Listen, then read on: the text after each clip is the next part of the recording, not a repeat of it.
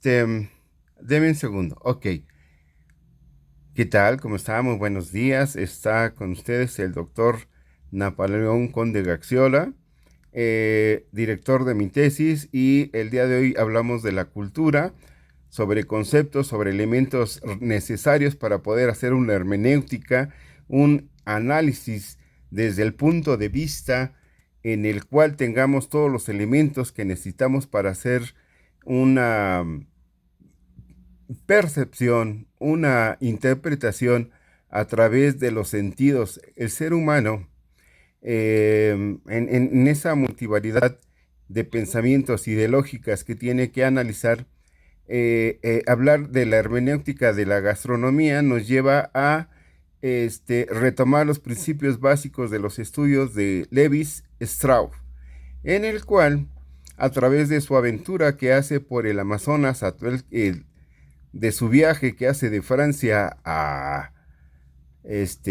Brasil, profesor. A Brasil, a Brasil. Ok, entonces hay tres poblaciones en las cuales tiene una interacción directa y afortunadamente sus análisis lo llevan a entender y a comprender que ellos tienen un vínculo muy sagrado con la naturaleza y a su vez implica en sus hábitos que fundamentalmente le dan una identidad, y él plantea una pregunta muy mágica, ¿no? Tomando la retórica del pensamiento medieval, que piensa que el indígena, el aborigen, no tiene cultura y que desafortunadamente no tiene pensamiento, que no tiene ni siquiera razón de ser, y él asume el compromiso de demostrar todo lo contrario. Entonces, tras la interpretación de los ensayos del doctor Lewis Strauss, pues nos atrevemos a, según lo que usted me ha enseñado, a través de la interpretación de lo crudo, lo cocido y lo podrido, ¿cuál es ese bagaje cultural que realmente debemos de aportar y que yo tengo que entender y comprender para poder tener una Sí, concepción? porque son conceptos de Lévi-Strauss.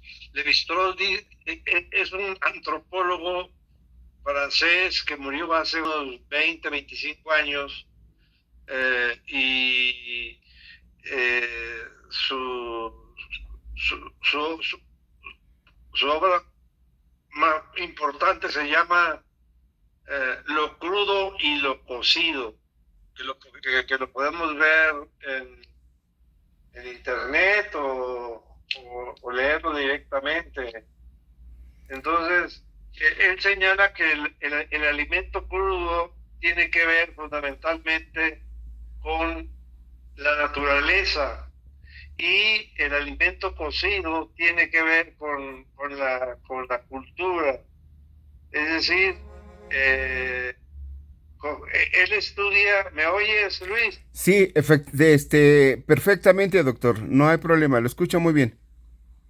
Él estudia algunas tribus del Amazonas brasileño, en la década de los 40 del siglo pasado, hace casi un siglo, casi un siglo. Unos grupos llamados Cadubeo, Bororo y Tupica Guaí, que son, es el indígena, eh, el nombre, Cadubeo, Bororo, Bororo, y Tupí Cahuaí, Tupikauip, Tupí Cahuaí. Entonces se da cuenta que tenían alimentos crudos. Por ejemplo, los pescados, el pescado que se captura en el río, lo que se llama ceviche o aguachile, pues es crudo, como el que hiciste la vez que nos invitaste, Luis. Sí, efectivamente. ¿Te acuerdas? Sí, muy Eh, sabroso, por cierto. sí. Entonces, eh, es muy importante eso para tener una idea de, de lo crudo y lo cocido. Y lo cocido es el pescado ya llevado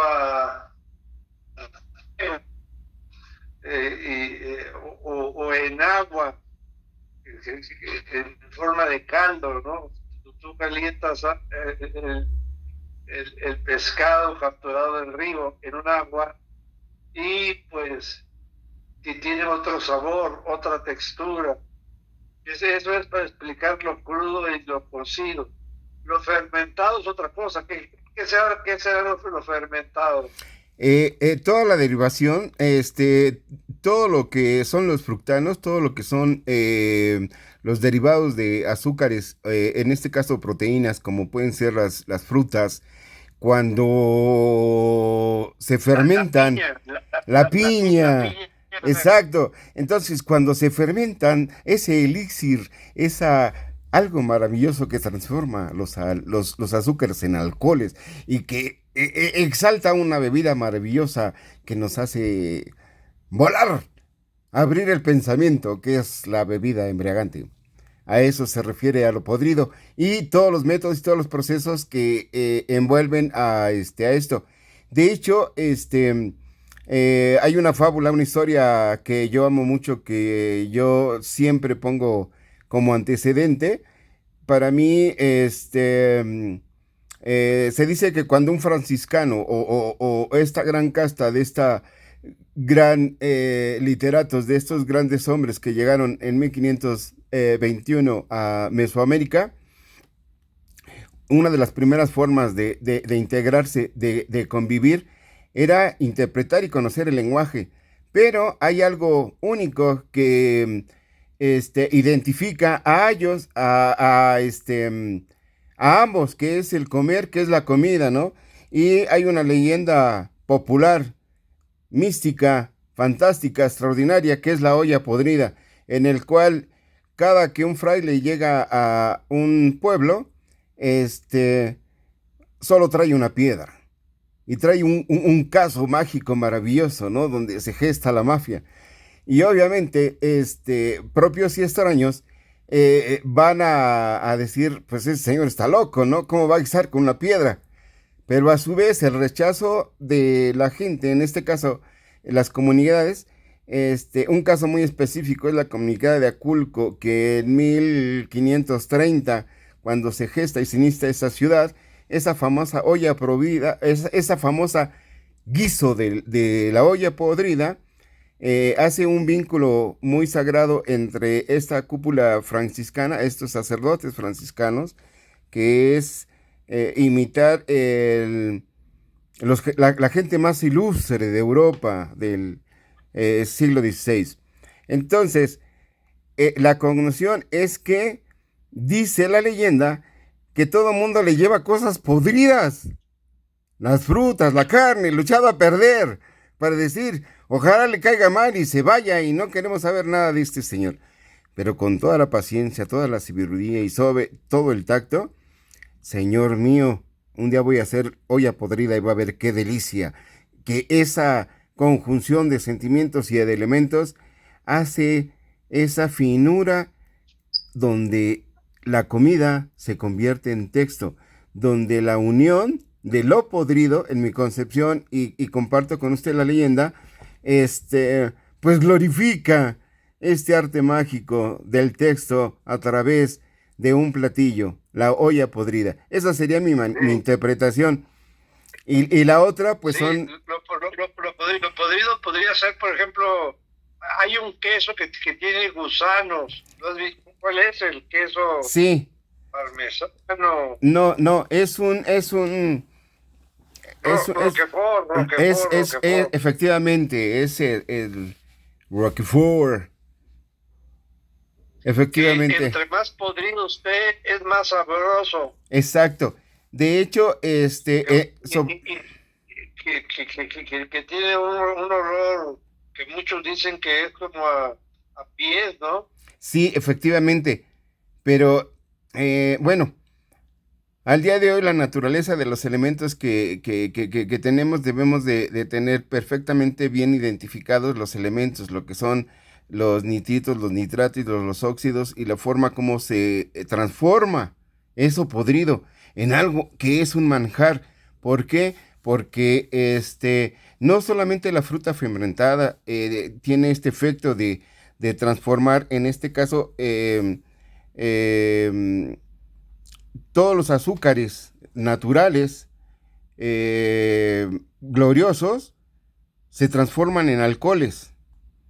Entonces, esta química básicamente está haciendo el efecto y yo hago la interpretación, trato de entender a Levi Strauss a través de estos diálogos y previamente a las dos lecturas que me facilitó, el primer libro de Los Trópicos, pues es la narrativa que hizo usted con una perfecta y excelente descripción en cuanto a la postura y a la posición de lo crudo, lo cocido y lo podrido.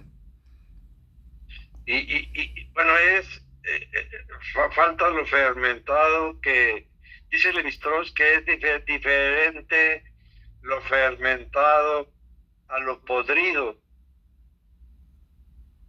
¿Ves alguna diferencia entre lo fermentado y lo podrido? Yo lo pongo en dos presiones, dos términos, ¿no?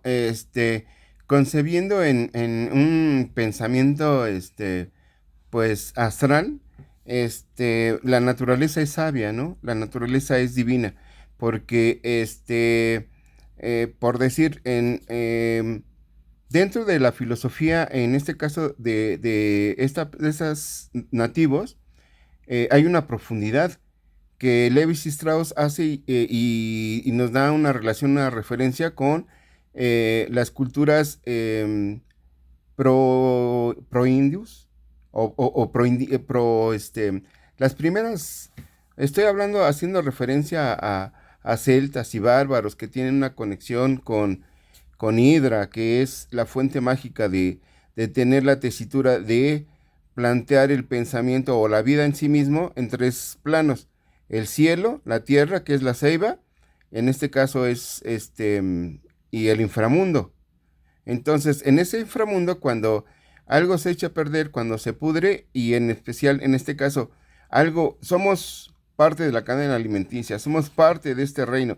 Cuando usted hace referencia a la animalidad de que debemos de buscar en todo momento, en todo constante, con la debida definición del propósito de vida que requerimos, que necesitamos o que objetivamente ya planificamos, ese crecimiento, dejar nuestra animalidad para transformar y convertirnos en un mejor ser humano.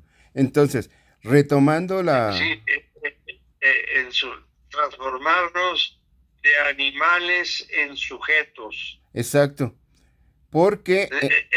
Es decir, cómo se transforma un ser humano perdón, cómo se transforma alguien como tú, como yo, y deja atrás su condición animal para convertirse en persona a través de una subjetivación, que es cuando te conviertes en sujeto. Entonces, ¿qué es el sujeto? Es aquella persona que a través de un proceso de subjetivación deja atrás su animalidad para convertirse en persona. Aquí interviene la cultura, aquí interviene la práctica, aquí interviene la ética, la estética, la ontología, la filosofía, la sociología, la bondad, los principios morales, las virtudes. Es decir, la cultura nos ayuda a transformarnos. La cultura como conjunto de elementos que constituyen la producción material y la producción espiritual de una sociedad. ¿Está claro, José Luis? Sí, señor. Quería comentarle que encontré, por decir, una vez que culmina sus estudios, Levi Strauss viaja a lo que es la frontera entre Alaska, no, se va hacia arriba, lo que es la frontera de Alaska y Canadá, y va bajando. Con un grupo que se llama los Coaquiutl. Efectivamente, para hacer la interpretación, en este caso de los tótem, para hacer la identidad o para ver este principio básico de cultura, otra vez volvemos a encontrar la razón a través de la naturaleza, de identificarnos con la naturaleza y ese vínculo sagrado que tienes en ese entorno. Hace alusión de, pues, respaldar y respetar a la naturaleza desde el más microorganismo, porque tiene vida, porque tiene esencia. Entonces, esta interpretación de lo que es el valor, la gallardía, el honor, la sabiduría, que le dan una identidad animal y representada a través del tótem y su conexión espiritual, ¿no? Porque finalmente la cultura hace la descripción, en este caso el autor, que mágicamente tienen ellos o él define que tanto estas identidades de Sudamérica, esos sujetos, estas personas, estos elementos, son más sabios que el hombre promedio que está actualmente estamos hablando de renacimiento en Europa. ¿Por qué? Porque no solamente tienen fe, tienen conexión, tienen identidad cultural, saben protagonizar, saben interpretar la naturaleza, comprendiendo los elementos. Y si retomamos ese planteamiento aristotélico en el cual estamos analizando que las virtudes, como es la bondad, como es el hecho de, La, recuérdeme usted, la justicia, ajá, la prudencia, prudencia, la efectivamente. templanza y la fortaleza. Son las 4 virtudes primordiales que nos manda nuestro buen amigo Aristóteles. Uh-huh. Aristóteles, que murió hace 2400 años. Entonces, Aristóteles tiene un libro que se llama La Ética, que se le escribe a su hijo, que se llamaba Nicómaco. Nicómaco. Entonces él dice que las virtudes es aquel mecanismo que nos permite enfrentar los vicios de lo que un ser vivo puede tener eh, como parte de una mala cultura, ¿no? Entonces, Efectivamente. sí. Mire, lo que más me agradó inclusive es que esta interpretación donde primero, digamos, si lo ponemos en el plano acá de pensamiento, la retórica, vuelvo a insistir, del discurso vulgar, del discurso malioso, este, ¿por qué no creer en el político ni en la política? Porque definitivamente primero su interés antes de respetar los principios básicos de esta gente que es intangible, pero aporta a través de su pensamiento, su forma, su estructura, su pensamiento principalmente. Porque el vicio no es solamente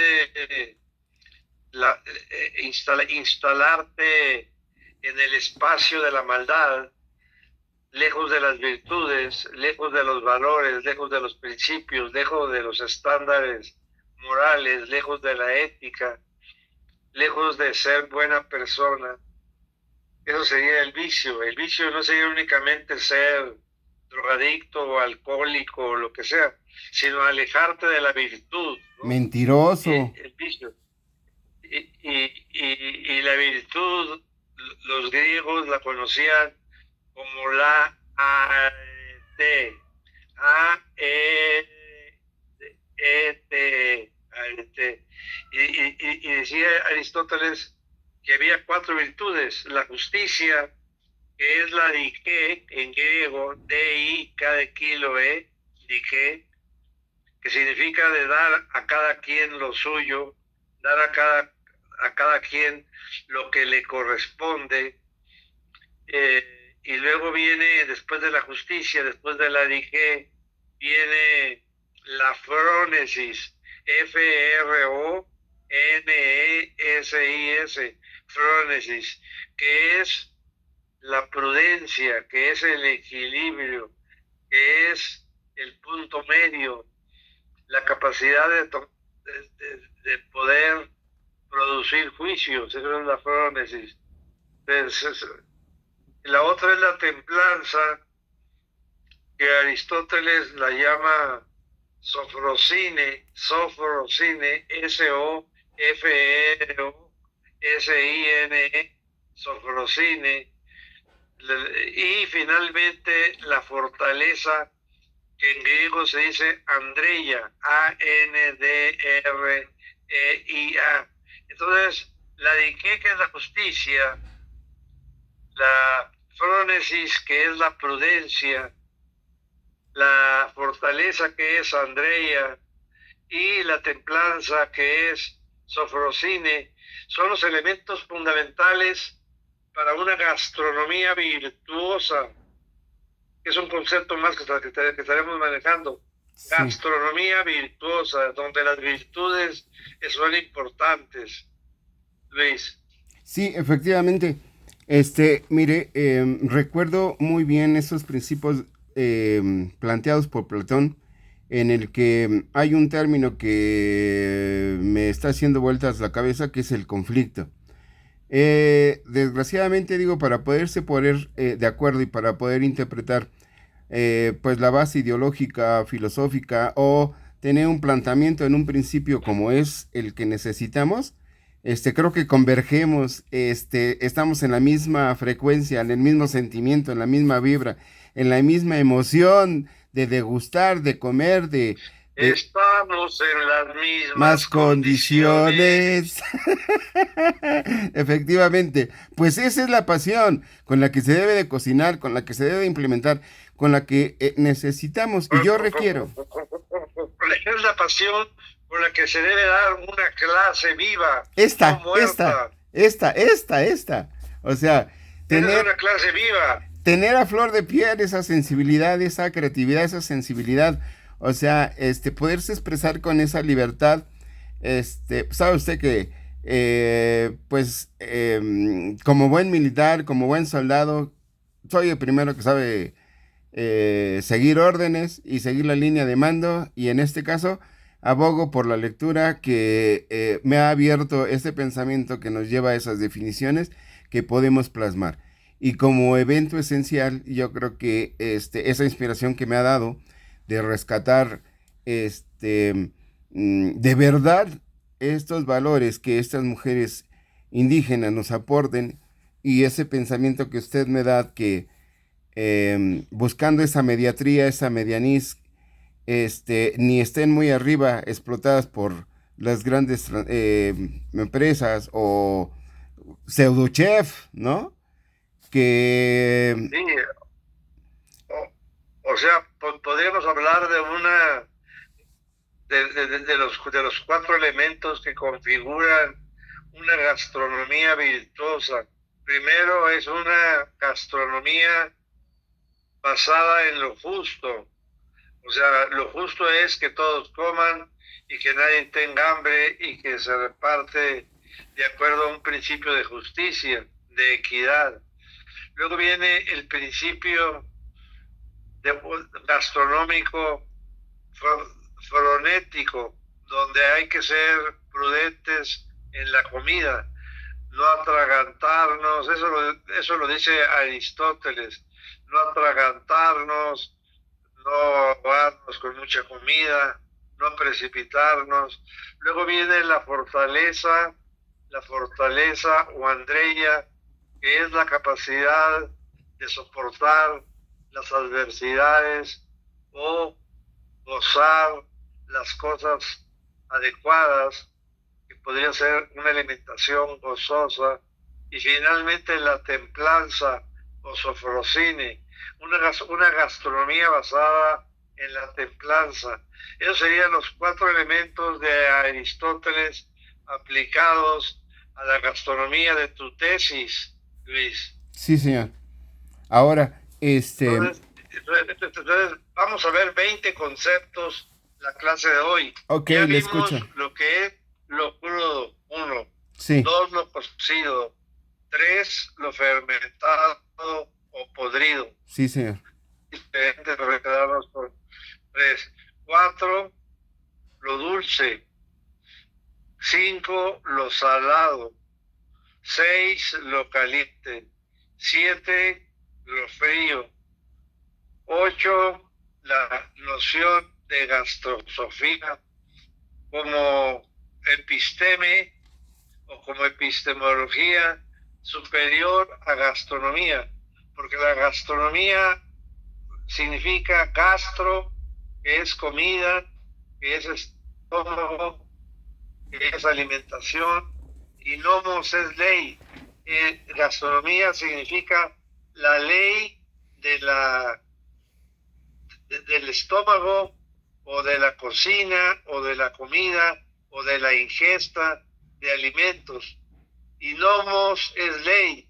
Entonces, la gastronomía es un concepto del siglo XVIII, pero que se da en Francia sobre todo, pero que ya lo manejaba Aristóteles, Platón, Sócrates, los estoicos, Anaxímenes, Anaximandro y una playa de degustadores profesionales que había en la antigua Grecia, distinguían entre gastronomía, nomos es ley, Luis. Sí. Por eso la nomología es el marco, lo que les explicaba la otra vez, la nomología es el marco regulatorio del turismo, nomología de lodos, nomología es Nomología, nomología del odos, odos es turismo en lengua griega, odos con H. Entonces, vimos además la diferencia entre gastronomía y gastrosofía. ¿Cuál es la diferencia? Que la gastronomía es un concepto jurídico, nomos ley, nomos es el concepto fundamental del derecho turístico, el nomos. Y la gastrosofía viene de gastro, que es lo mismo, alimentación, estómago, comida, relativo a la cuestión estomacal. Y Sofía, que significa que, Luis, en griego, sabiduría. Entonces la gastrosofía sería la sabiduría de la comida. ¿Me explico? Sí, señor. Entonces el concepto 10 es gastronomía, que ya te lo dije, gastronomía. Y el 11 es gastrosofía. Te lo estoy diciendo de memoria con los ojos cerrados para concentrarme mejor. Excelente. Gastrosofía. 12, cultura gastronómica. Cultura gastronómica. Es la cultura sobre las leyes, las reglas, las normas, las directivas, las advertencias que hay sobre el acto de cocinar y el acto de comer. Eso es gastronomía. Mientras que gastrosofía es lo que somos tú y yo. Gastrósofos quiere decir sabios de la comida, como el ceviche que me hiciste la otra vez tan rico. Eres un sabio de la comida. Entendiendo por sabio aquella persona que ha dejado la animalidad, es decir, el sujeto, la subjetividad, para convertirse en persona, en ser humano.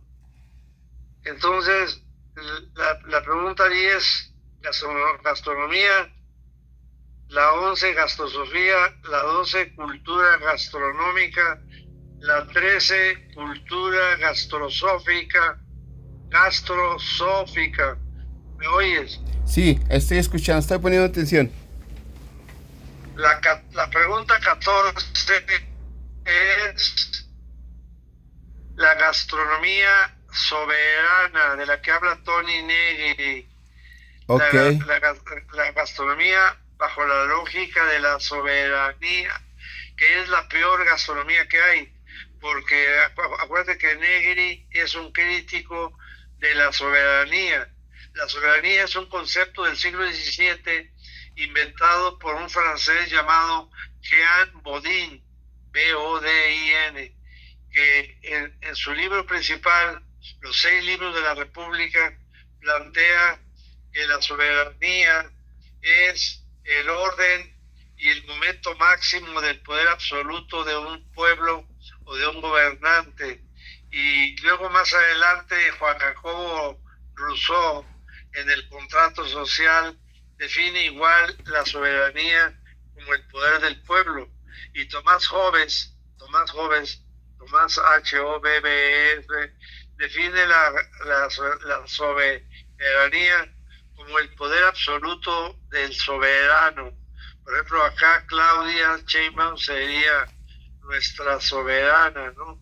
Pero a nivel negativo, o el PRI o el PAN, todas las tendencias que hay ideológicas, mi buen José Luis. Entonces, ya vimos la pregunta 14, 15, 16, sí. que es la soberanía en Bodin, la soberanía en Hobbes y la soberanía en Rousseau,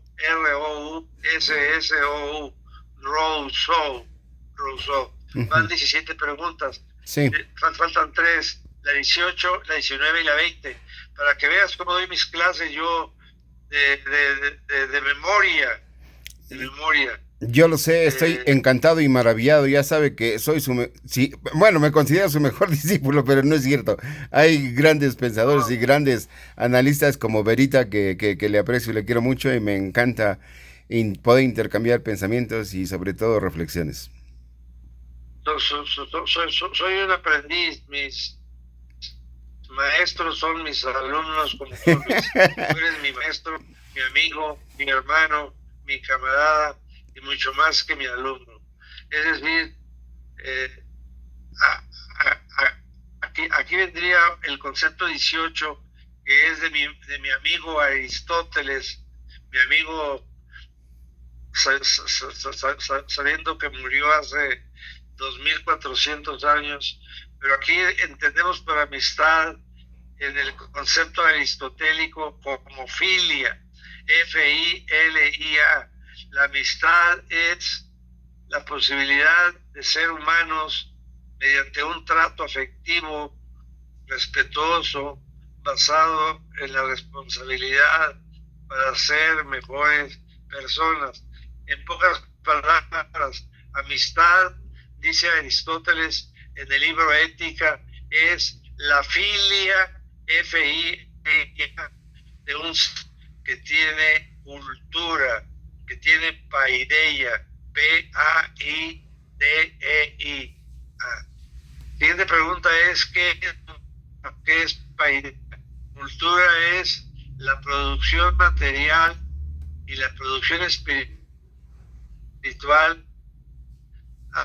así como el intercambio y el consumo de valores, bienes y principios de los miembros de una sociedad.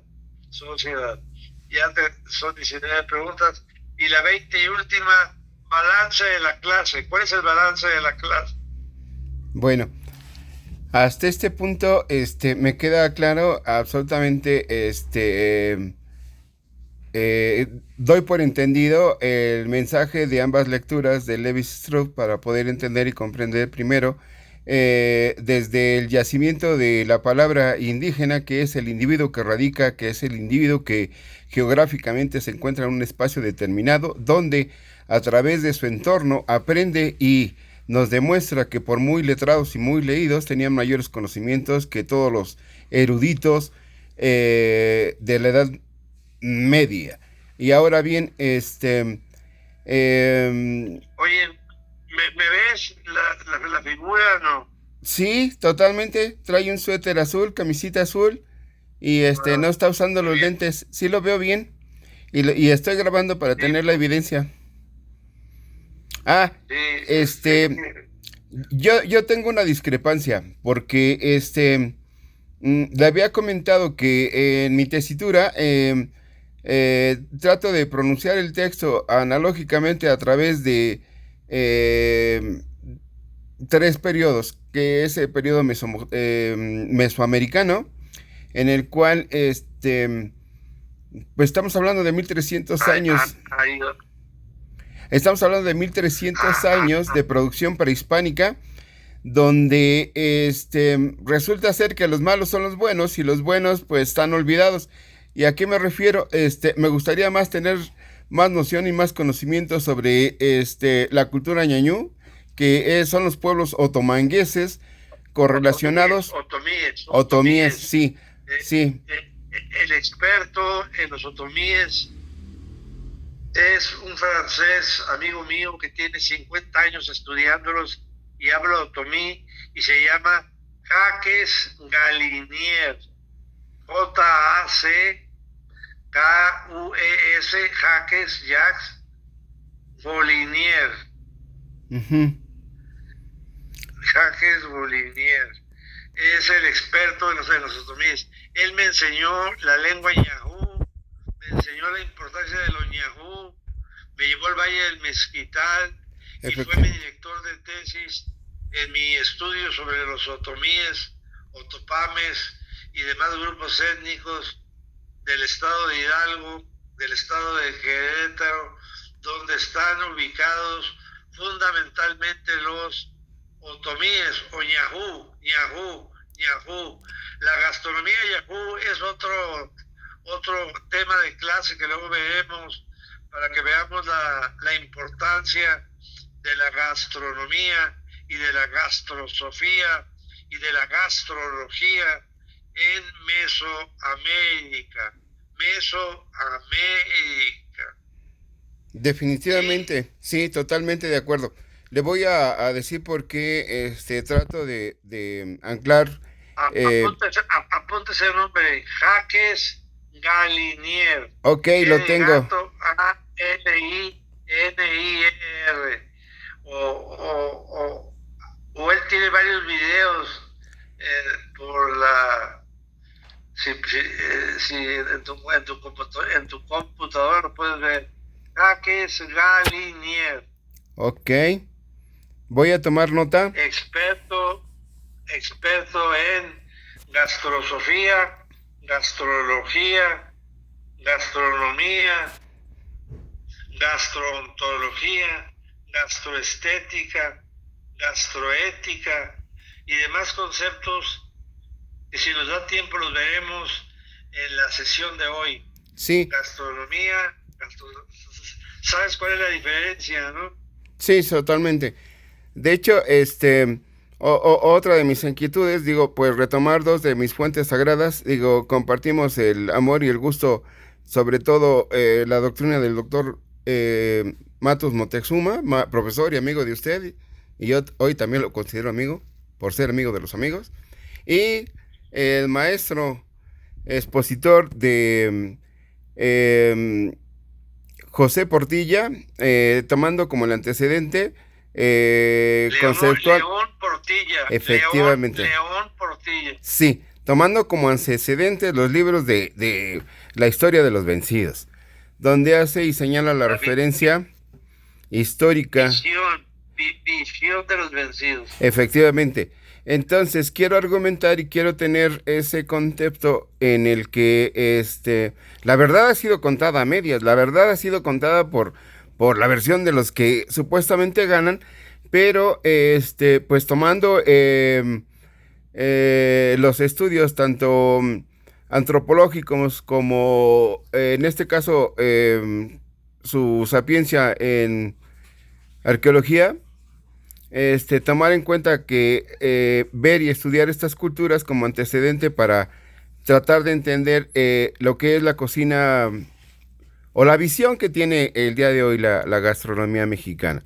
Entonces, este contexto y estos elementos Y los nuevos hallazgos encontrados, en este caso, en el Templo Mayor, en las tumbas 11A y 11B, que nos dan referencia a lo que era el entorno, en lo que era el ecosistema del sistema lacustre Texcoco, la gran variedad de fauna silvestre y una que es no local, porque aquí está la magia, aquí está la maravilla.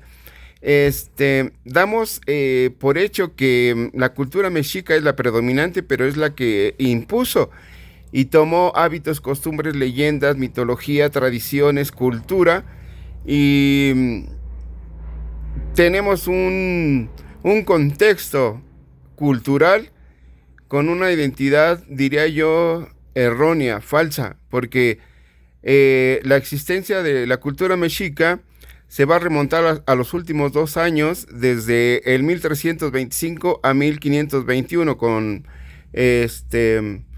no le llamaría yo conquista, porque lo mejor de Europa se junta con lo mejor de América. Y ya mi pensamiento lo transformo a un concepto nuevo hispano, porque de hecho la expresión de Latinoamérica, estamos usando la expresión y el término incorrecto, porque lo que usted me conceptualizó en base a lo que es la cultura griega y los primeros asentamientos y los primeros incursiones de la civilización latina en Roma, la incursión del latín, el latín como una lengua que era exclusivo para la clase de la iglesia en este caso, y el lenguaje es otra forma de expresión cultural que es importante para mí darle el valor que requiere dentro de la cocina gastronómica. Le voy a explicar por qué y cuál es mi sentir. Lo mejor de Europa armoniza y conjuga con lo mejor de todas las culturas prehispánicas. ¿Por qué?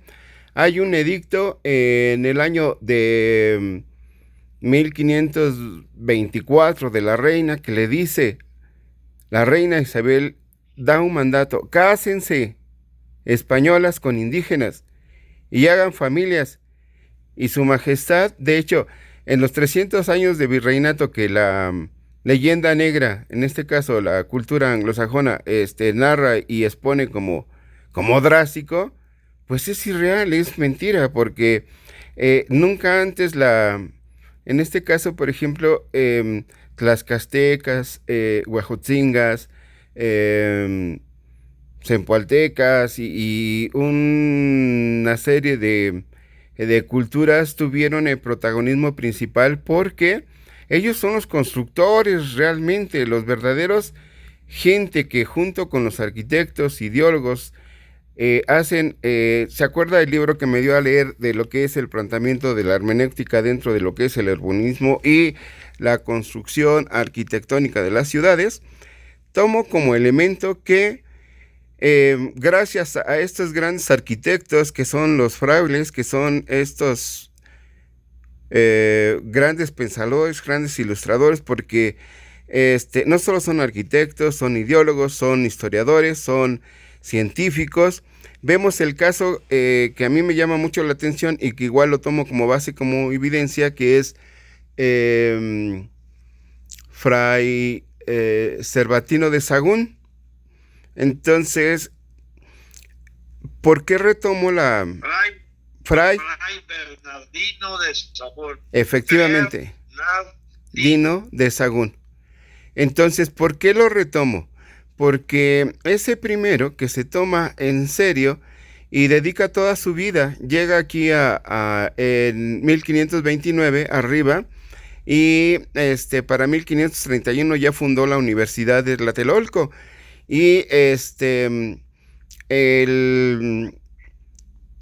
junta con gentes del mezquital, tanto Nañut como de descendencia náhuatl, y empieza a hacer un registro herbolario, se me traba la lengua, herbolario, ver lo que son todos los métodos, sistemas constructivos para lo que es la obtención del color a través de la chinchilla roja, recuerde usted. Ahora, aquí hay un elemento, La chica. el color. Aquí hay un elemento que a mí me fascina, que a mí me vuelve loco, que aplicado a los métodos constructivos, que es la resina del nopal, aplicado a los frescos, aplicado al estuco, que arquitectónicamente es la que le da la capacidad de vida de tantos años. Tenemos frescos de 500 años que se ven maravillosos. Tlaxcala, esperemos que algún día haya la oportunidad de poder hacer una visita, y ver, o sea, ahí está la pintura viva. Entonces, llevo dos elementos, ¿no? Todo lo que es la cultura prehispánica y ese badaje que requiero, que necesitamos, todo lo que son esos 300 años que, en cuestión de la gastronomía, el gran experimento son los conventos. Uno de los más famosos, con gran trascendencia y trayectoria histórica, es el convento de las Carmelitas en Puebla. Y ¿se acuerda ese sentimiento tan hermoso que yo hacía la descripción y que necesitamos hacer ese sentimiento y esa interpretación? ¿Por qué? Porque estoy hablando que ya para 1571, con el arribo de la nao de China, vamos a experimentar un badaje de esencias, de sabores, de especias, pimienta, canela, el ají pigmentado, que la forma más espiritual de tener ese sincretismo, tanto cultural, religioso, humano, ese intercambio y esa primera globalización, nos da el moli. Otra leyenda muy hermosa que se dio en un convento y que la traducción, en este caso al español, al castellano de esos tiempos, y la interpreta, moli, del náhuatl, moli, ¿no? Y ¿por qué hago esta conexión entre esto y el lenguaje? Bueno, se acaban los 300 años de que tenemos toda la influencia barroca y que tenemos la máxima expresión arquitectónica, con toda una serie de badaje de corrientes arquitectónicas, dórico, jónico, neoclásico, gótico, Art Nouveau, ya con Porfirio Díaz y toda una serie de cuestiones. Y si me remonto yo a la época actual, el sentimiento que me ocupa es plasmar los sentimientos y emociones de las cocineras tradicionales, de esas hermosas señoras de las cocinas del fuego, ¿no? Que no solo le dan respaldo y resguardo a mi estómago, sino al contrario, me produce muchísima felicidad el poder degustar cosas tan maravillosas que no hay expresiones, no hay palabras para poder tener esta interpretación hermenéutica del gusto, del tacto, del sabor, del contacto, a poder degustar una tortilla, un mole. Y otra historia maravillosa que tenemos que hacer correlación, plasmar pues la historia de un marco teórico en un cambio de destino, de independencia, con la figura de Iturbide, con uno de los que en inicio es uno de los manjares, empieza siendo un postre, pero se ha convertido en un platillo emblemático, que son los chiles en nogada. Estamos en septiembre. Entonces, anoto, tengo comprendido y entendido lo que fue el estudio de este gran autor, Lévi Strauss, que nos da la comprensión de poder comprender los inicios y cómo se interpretó la gastronomía en base a estas comunidades que la clase aristócrata, burócrata, ignora y los toma por ignorantes, cuando son los verdaderos sabios y los verdaderos personas virtuosas que tienen el conocimiento sagrado, que lo transmiten en una oralidad de boca a boca a nuestras generaciones. Y es pues mi papel tratar de interpretarlo para poder hacer la mejor descripción en mi tesis alrededor de lo que es la cocina tradicional mexicana.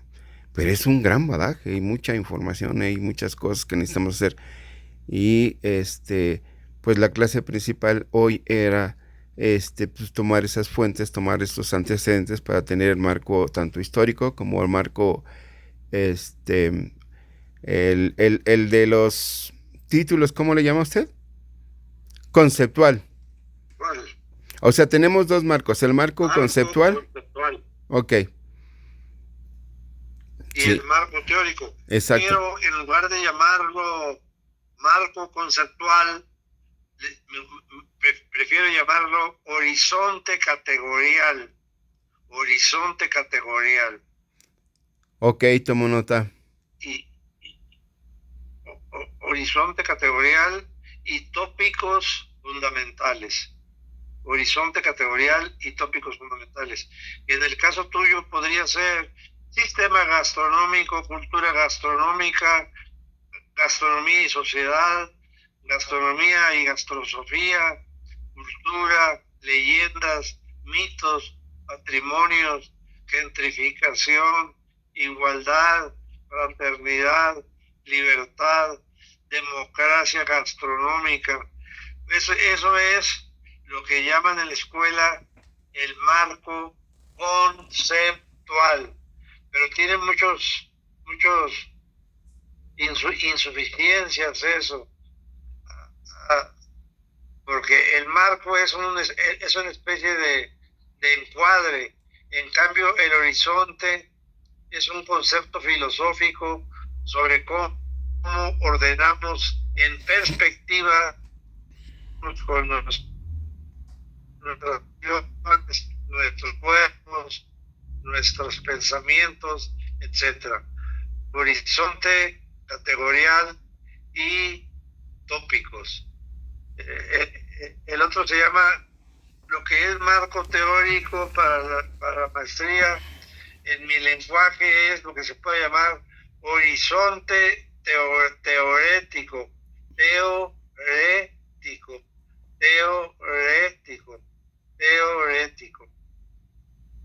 que se refiere a con qué teoría vamos a trabajar. La teoría que más me gusta a mí es la hermenéutica dialéctica materialista.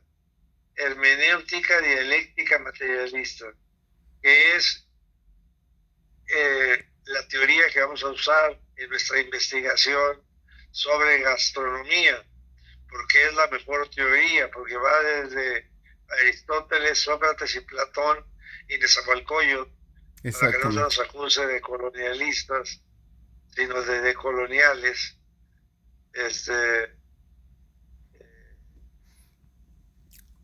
¿Dónde me quedé? La perspectiva de lo que es la doctrina ideológica. De hecho, pues mi gusto de resaltar a estos grandes autores, estos grandes pensadores, entre ellos Nezahualcóyotl, que pues a mí me llena de mucho orgullo el hecho de que tenga grandes saberes aportados y gran inteligencia. Es dentro de la cultura mesoamericana uno de los primeros ingenieros que en nuestro tema que estamos haciendo de investigación del agua, prolíficamente es de los primeros ingenieros que se da cuenta de poder entender y comprender los ciclos hídricos, comprendiendo en sí las altas y las variantes, creando los primeros barradones, se llaman, que es cuidar el nivel del agua para que ésta no se inunde. Y ahí bueno, usted sabe mi pasión cuando encuentro leyendas, encuentro argumentos y encuentro elementos para poder tener la lingüística y sobre todo la retórica para poder plantear un pensamiento, que en este caso... Leyendas, usaste la palabra leyendas, ¿no? Efectivamente, porque... leyendas, ¿qué sería una hidroleyenda? Es que si sitúo y ponemos en primer plano a este gran elocuente ideólogo, poeta ilustrado que es Nezahualcóyotl, es muy complejo, por decir, el trato y el tratamiento del agua. y tener esa capacidad de tener una perspectiva lógica y tener los cálculos adecuados, de crear y de necesitar primero, lo que había comentado y compartido con usted, las formas de ese ciclo hídrico a través de la represa y a su vez hay otro conducto. Los pantanos, los humedales. ¿Hay alguna diferencia entre cuenca y humedal? Totalmente, totalmente, porque unas son artificiales, como es el caso de todas las hidroeléctricas, que en combinación con el agua son los productores de electricidad. Ahora, cuencas naturales, la misma hidrología, en este caso el estudio o la geografía, el terreno nos va a dar ciertos cuencos, ciertos espacios donde la captación, pues ya por sentido natural, sea por medio de afluentes, que son los ríos naturales que corren y nos van a dar la cuenca. Y en segundo lugar, cuando nosotros hacemos una represa, en este caso natural, ¿por qué yo exacerbo este primer ingeniero en Nezahualcóyotl? Porque, ojo, vea en qué edad estamos y los cálculos tan precisos para hacer llegar agua dulce desde Nezahualcóyotl, desde este caso desde Texcoco a Palacio, en lo que es el recinto del centro ceremonial, son muchísimos kilómetros. Y la gran maravilla, digamos que en su ingenio desarrolla un sistema dúplex en el cual a través de dos canales, uno en uso y el otro en mantenimiento por cualquier alteración, modificación, cambio, porque, ojo, es el primero que ve cómo el desplazamiento de tierra puede alterar la construcción de sus acueductos. Él, sin tener la noción, ni la experiencia, ni el conocimiento que traen los europeos, es el primer ingeniero que nos da esta capacidad hídrica de tener cierto control sobre el lago de Texcoco. Y posteriormente, de cuenta que también ingenio que tiene cómo saber detectar cómo y en qué determinados espacios geográficos están los manantiales. Y otra vez la conexión y la conducción del agua es extraordinaria, ¿no? Entonces, ¿qué liga, qué conexión? Pues simple y sencillamente que el agua, dentro de lo que es todo lo que es la técnica culinaria en la cocina, nos va a dar cosas tan exitosas como es la ay, se me zorraba la lengua, nixtamalización del maíz. Y con ello Nixtamalización. Sí, señor. Nixtamalización. Se me traba la lengua. Nixtamalización. Nixtamalización. Bueno. Se te lengua la traba. Sí, cómo no. Entonces. Se te lengua la traba. Este producto maravilloso, que es el maíz, que lo tomamos como base, como esto, y cuando estamos nosotros reflejando este carácter ideológico, tendremos que ver en dónde raya el mito, la leyenda y el hecho histórico, ¿sí? O sea, el hecho histórico es que podemos nosotros, a través de el estudio de la arqueología, de la antropología, tener físicamente lo que son los acueductos de Nezahualcóyotl. Existen todavía, ¿sí me explico? Y vemos que como actualidad, con tantas capacidades, con tantos ingenieros, con tanta gente muy picuda, bueno, que yo pongo entre comillas, porque el problema hídrico tenemos actualmente, vea los casos que en este mes o en estos meses las lluvias han sido atípicas en más de 50 años, ¿no? Entonces, considero que es fundamental y es obviamente tema de otro trabajo de tesina que estamos elaborando para comprender la cuestión hídrica, pero tenía que resaltarlo, ¿no? Porque son componentes, son elementos que van estructurando la cocina, cómo se va mejorando, cómo va teniendo un mejor sabor, una mejor esencia a través del conocimiento, a través del expertise, el a través de tener esa comunicación tanto espiritual. ¿Por qué? Tenemos, vuelvo a retomar otra vez cocina prehispánica, a través del mito de la leyenda, a través del Altepetl, de ese cerro sagrado, del sacrificio, de esa honorabilidad de la fiesta y la festividad, que ahí tengo que hacer la connotación, que dependiendo de la variante de la región, pues va a cambiar, ¿no? Porque entre la festividad y demás, vamos a tener, ya inciso, el tipo de comida, el tipo de porque va cíclicamente viendo en un calendario en base a la cosecha, un calendario agrícola temporal, que pues nos da la base de muchos alimentos prehispánicos y que al día de hoy seguimos consumiendo, ¿no? O sea, el chile, la tortilla, las gorditas, el atole, no han variado en toda esta historia. Y si legítimamente retomamos, salvaguardamos esas recetas, esta forma y esta técnica culinaria, pues no solamente estamos dándole la identidad y esa intangibilidad que requeremos, traer a la luz a las cocineras mexicanas, a las cocineras de fuego. ¿Cómo ve, doctor, mi planteamiento? Muy bien, muy bien. Si quieres, hacemos un corte para echarme un sueñito. Está bien. Y Mire, ya tengo aquí recolectado 1 hora 53 minutos, ya resguardado como respaldo.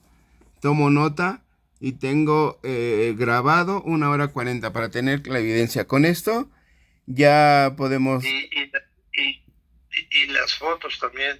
Sí, sí, ya lo tengo capturado para soportar nuestro estudio del día de hoy y la razón de la clase. Y pues justificar en este caso ante posgrado, pues el estudio en base a las lecturas que usted me dio, el análisis de ellas y a las conclusiones a que llevamos. Y tomo nota de las modificaciones y los conceptos que me está dando para que a priori siga incrementando ese acervo cultural y haciendo las modificaciones necesarias para mi presentación. ¿Ok? Que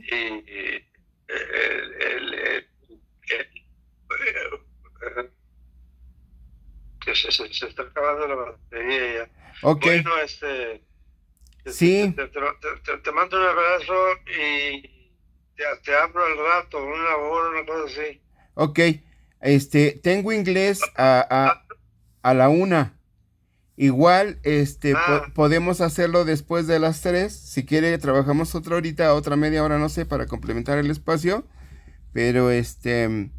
Ya tengo las bases y los elementos. Tomé nota de las modificaciones y las voy a anexar a mi documento. ¿Ok?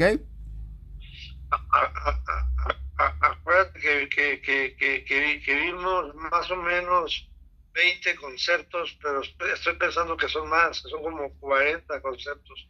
No importa, ya tengamos el antecedente porque de ahí me da pauta para que investigue cada una de las terminologías y haga la interpretación y el significado para que, bueno, ya tengo el concepto ideológico, filosófico, para poder hacer la descripción de cada uno de los conceptos y tener. Sí, me gustaría ¿no? que tengamos tiempo a hablar de las características fundamentales de la investigación gastronómica. Ok.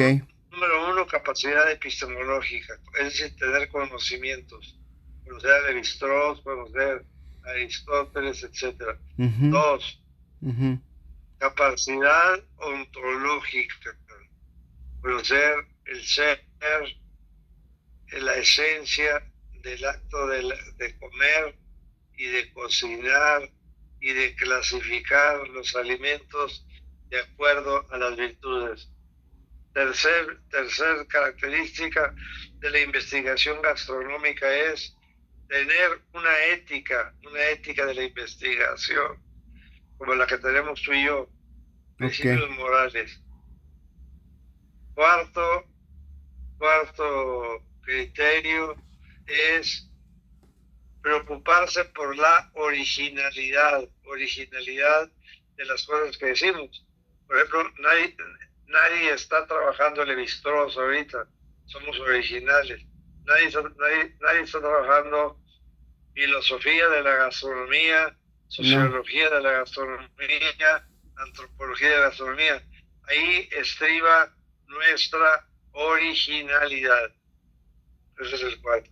Y el quinto y último, capacidad para producir conocimiento nuevo, una neoepistemología de lo gastronómico, es decir, del cocinar, del comer, del compartir, del habitar y del construir. Entonces,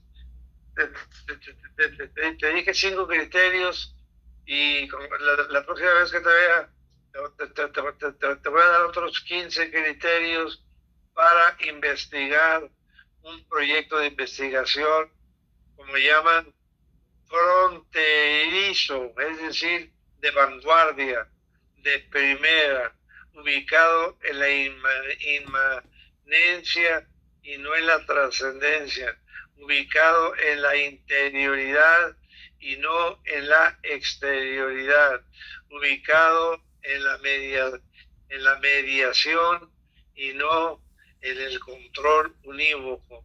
Bueno, aquí le paramos, mi querido José Luis, si no me echo otro rollo de una hora. No se preocupe, Y doctor. Estoy atento a sus indicaciones. Este, te hablo, pues, porque ya se va a acabar la ok. batería, Mire, se está acabando la batería, te si hablo luego. si me da oportunidad, a la una tengo inglés, pero tengo mucha tarea que necesito concretar ahorita en este espacio para No, que... ya no, en la tarde como a las 4, 5, Ok, 6. me parece bien. Estoy atento a sus Bueno, indicaciones. Que pase buenos buenas noches, días. ¿Ya desayunó? buenos días, bueno. ¿Ya desayunó? No, Ah, pues desayune. voy a desayunar. Ok, bueno. No deje de tomarse la Gracias, medicina. sí, gracias. Ok, nos hablamos más tarde, bye. Bye, bye, bye. Gracias.